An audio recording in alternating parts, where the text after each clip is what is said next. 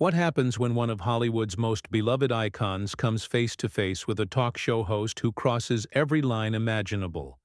You won't believe what unfolds when legendary superstar Cher sits down for what was supposed to be a routine promotional interview, only to witness Jimmy Kimmel's most shocking display of unprofessional conduct ever captured on live television. Before we get into this incredible story, make sure you hit that subscribe button and drop a comment below, because you're not going to believe what unfolds when decades of mutual respect crumble in real time, leading to one of the most explosive confrontations in late-night television history. The trouble began even before the cameras started rolling. Backstage sources reported an unusual tension in the air, with Kimmel's production team scrambling to address what they described as last-minute changes to the interview format. These weren't your typical adjustments. Something fundamental had shifted in the show's approach, and it became clear that Kimmel had decided to abandon the agreed-upon talking points in favor of something far more controversial. When Cher made her entrance, the audience erupted in their typical enthusiastic applause. She looked radiant, dressed in one of her signature sequined outfits that caught the studio lights perfectly. Her smile was genuine, her wave confident. She had no idea what was waiting for her in that guest chair. The initial moments seemed perfectly normal, with Kimmel offering his usual compliments about her appearance and thanking her for coming on the show. But those paying close attention could sense something different in his demeanor, a sharpness in his tone that hadn't been there in previous interviews. The conversation started safely enough, touching on her tour dates and the cities she was most excited to visit. Cher responded with her characteristic warmth and humor, sharing anecdotes about her preparation process and the emotional weight of what she was calling her final major tour. The audience was eating it up, hanging on every word from the woman who had been entertaining them for over 5 decades. But even during these lighter moments, Kimmel seemed restless, almost impatient, as if he was waiting for his moment to pounce. Then came the first red flag. Instead of following the natural flow of conversation about her music and career achievements, Kimmel abruptly shifted gears. His tone changed noticeably as he brought up her recent social media activity, specifically her outspoken political commentary that had been generating both praise and criticism online. The studio audience seemed to sense the shift immediately. The comfortable laughter died down, replaced by an uncomfortable silence that spoke volumes. Cher's posture stiffened slightly, but she maintained her composure with the grace of someone who had navigated countless interviews over the years. She attempted to deflect with humor, making a lighthearted comment about how social media had become everyone's soapbox. But Kimmel wasn't having it. Instead of accepting her diplomatic response and moving on, he pressed harder, his questions becoming more pointed and accusatory. The friendly banter that audiences expected from late-night television was rapidly transforming into something that felt more like an interrogation. What made the situation even more uncomfortable was Kimmel's apparent disregard for the basic courtesy that should exist between host and guest. Rather than allowing Cher to fully answer his questions, he began interrupting her responses, sometimes cutting her off mid-sentence to challenge her statements. The veteran entertainer's patience was clearly being tested, and those familiar with her fiery personality knew that this approach was incredibly risky. The breaking point was approaching faster than anyone could have anticipated, and the stage was set for what would become one of the most talked-about confrontations in recent television history. The moment everything changed came when Kimmel decided to bring up Cher's past relationships, specifically targeting her well-documented romance with musician Gregg Allman from the 1970s. But this wasn't your typical celebrity gossip discussion. Kimmel's approach was calculating and cruel, designed to embarrass rather than entertain. He began by making snide comments about her pattern of dating younger men, his voice dripping with condescension that made the entire studio audience shift uncomfortably in their seats. Cher's eyes flashed with anger, but she maintained her composure initially, responding with a measured tone that anyone who knew her recognized as a warning sign. "Jimmy, I think we should stick to talking about my music," she said. her voice steady but with an unmistakable edge.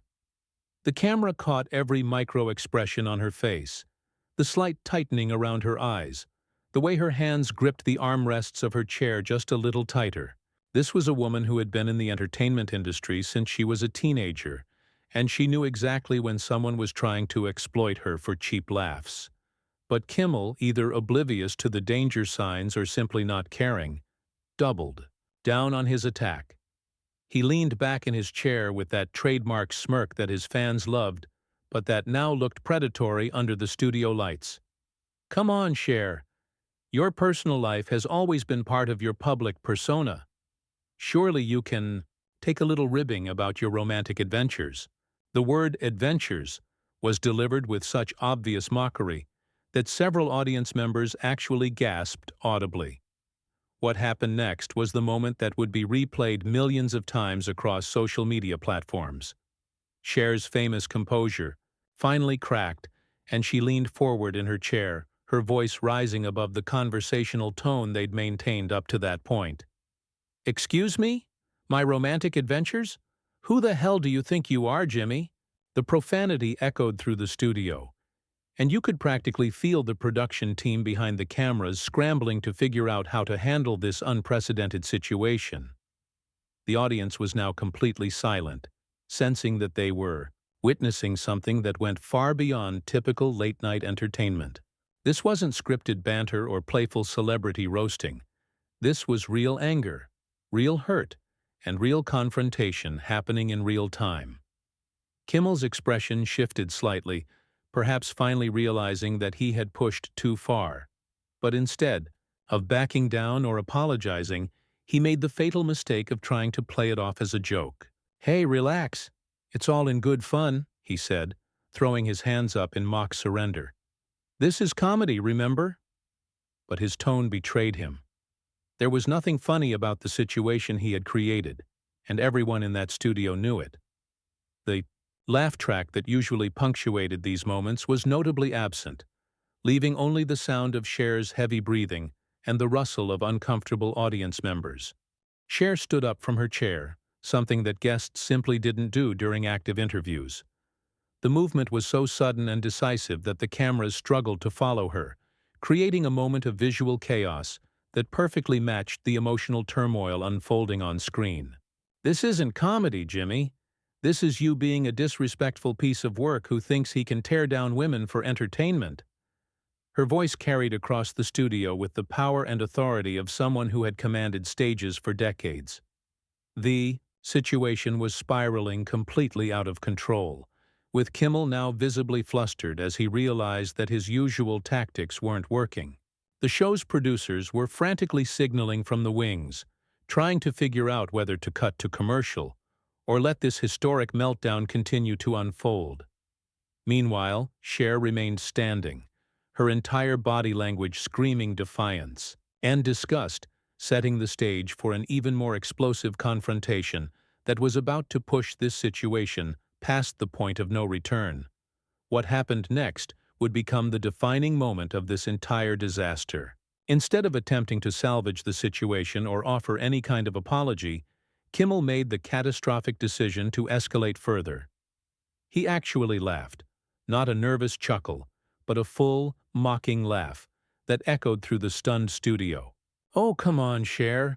You're being a little dramatic, don't you think? This is exactly the kind of diva behavior people expect from you."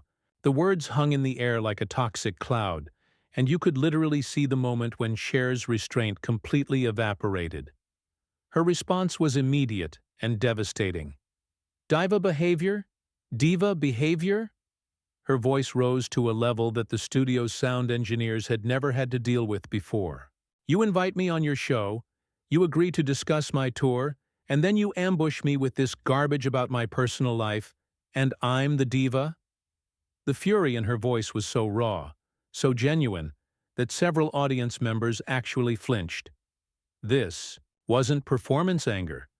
This was decades of dealing with condescending men in the entertainment industry, finally reaching its breaking point. Kimmel's face had gone pale, but his ego wouldn't let him back down. In what would later be described as one of the most tone-deaf responses in television history, he doubled down again. "Look, if you can't handle a little heat, maybe you shouldn't be in the kitchen." This is how interviews work in the real world. The arrogance in his voice was staggering, especially considering he was speaking to a woman who had been giving interviews since before he was born. The audience was now completely silent except for a few people who were audibly gasping at the sheer audacity of what they were witnessing. Cher took a step closer to Kimmel's desk, her finger pointing directly at him with the precision of a weapon. "The real world? The real world? I've been in this business for over 50 years, you little weasel.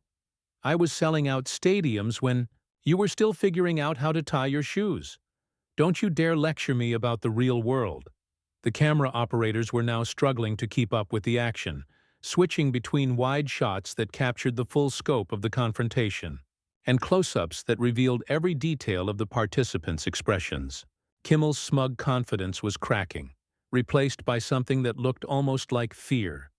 He had clearly expected Cher to eventually laugh it off or play along with his game, but instead he had awakened something primal and furious. "You want to know what's real," Cher continued, her voice now carrying the full weight of her legendary status. "What's real is that you're a pathetic excuse for a host who thinks tearing down women makes you relevant. What's real is that you don't have an ounce of the talent or class that it takes to last in this business. And what's real is that I'm done with this amateur hour bullshit." The profanity seemed to shock even her, but she was past caring about network standards or public image. Kimmel made one last desperate attempt to regain control of the situation. "Cher, please, let's just sit down and—" But she cut him off with a gesture so dismissive that it became an instant meme. "Don't you dare, Cher, please me. You made your choice when you decided to disrespect me in front of all these people. Now you get to live with the consequences." The finality in her voice was unmistakable. This interview was over, and everyone in that studio knew it. The tension had reached a fever pitch that seemed to electrify the very air in the studio, and it was clear that the only possible resolution was going to be explosive and definitive. What followed was the most dramatic exit in late-night television history. Cher turned away from Kimmel's desk with the kind of theatrical flair that only a true icon could pull off. But this wasn't performance. This was pure, unfiltered disgust manifesting as movement. She began walking toward the wings, her sequined dress catching the studio lights like armor as she moved. But just as everyone thought she was simply going to leave in silence, she stopped dead in her tracks and whirled around to face Kimmel one final time. "You know what, Jimmy?" Her voice carried across the studio with crystal clarity, ensuring that every single person in that audience would remember this moment for the rest of their lives. "I've dealt with real men in this business. I've worked with legends, with artists, with people who actually respect what it means to be professional. And then there's whatever this is." She gestured toward him with obvious contempt, her words dripping with the kind of disdain that can only come from someone who has truly been pushed beyond their breaking point. The audience was completely transfixed, many of them holding their phones up to record what they instinctively knew was going to be replayed millions of times. Kimmel sat frozen behind his desk, his face cycling through emotions: embarrassment, anger, confusion, and what looked disturbingly like wounded pride. He opened his mouth as if to respond, but Cher wasn't finished delivering her final verdict. "I came here tonight to talk about my music, my tour, my life's work. Instead, I got ambushed by someone who thinks cheap shots and personal attacks are entertainment. Well, congratulations, Jimmy. You got your viral moment. I hope it was worth it." Her voice was steady now, controlled, but filled with the kind of quiet fury that was somehow more intimidating than her earlier shouting. This was Cher in full command of her power, using every ounce of her legendary presence to deliver a crushing final blow. She reached into her purse and pulled out what appeared to be her phone, holding it up toward the cameras. "And for everyone watching at home, let me be crystal clear about something. This isn't how you treat guests. This isn't how you treat women. And this sure as hell isn't how you treat people who've been kind enough to give you their time. The camera zoomed in on her face, capturing every nuance of her expression. The anger, yes, but also the disappointment and the steely determination of someone who had decided that enough was truly enough. Kimmel finally found his voice, but his attempt at damage control was pathetic and too late. Cher, look, maybe we got off on the wrong foot here. Why don't we start over? The desperation in his voice was palpable, and it only served to highlight how completely he had misread the situation from the very beginning. This wasn't the kind of mistake you could simply restart from. The damage was done, and everyone in that studio knew it. Cher's laugh was sharp and bitter. Start over? Oh, honey, there is no starting over from this. You showed me exactly who you are tonight, and I believe you. She paused, letting that sink in before delivering her final words to the audience. You deserve better than this. You deserve hosts who lift people up instead of tearing them down. Find them. And with that, she turned and walked toward the exit with the kind of dignity that can't be taught or faked. The studio fell into complete chaos as she disappeared through the wings. The audience erupted into a mixture of gasps, scattered applause, and confused murmuring. Kimmel sat behind his desk looking like a man who had just watched his career explode in real time, his face a mask of shock and dawning realization about what had just occurred. The cameras continued rolling, capturing every second of the aftermath as producers scrambled to figure out how to fill the remaining airtime. Social media exploded within minutes of Cher's exit, with clips of the confrontation spreading across every platform at lightning speed. The hashtag #CherVsKimmel began trending worldwide as viewers shared their outrage at Kimmel's behavior and their admiration for Cher's refusal to tolerate disrespect. Major entertainment outlets picked up the story immediately, with many praising Cher for standing up to what they called toxic masculinity disguised as comedy. The fallout was swift and severe. Kimmel's ratings plummeted in the following weeks, as advertisers began pulling their support and celebrity guests started canceling their scheduled appearances. The incident had exposed something ugly about his approach to interviewing that many viewers decided they could no longer stomach. Meanwhile, Cher's tour sales skyrocketed as fans rallied around her display of strength and authenticity. This confrontation became more than just a bad interview. It became a cultural moment that sparked conversations about respect, professionalism, and the treatment of women in entertainment. Cher had walked off that stage, but she had also walked away victorious, proving that legends don't just earn their status through talent. They maintain it through dignity and the courage to stand up for themselves when it matters most.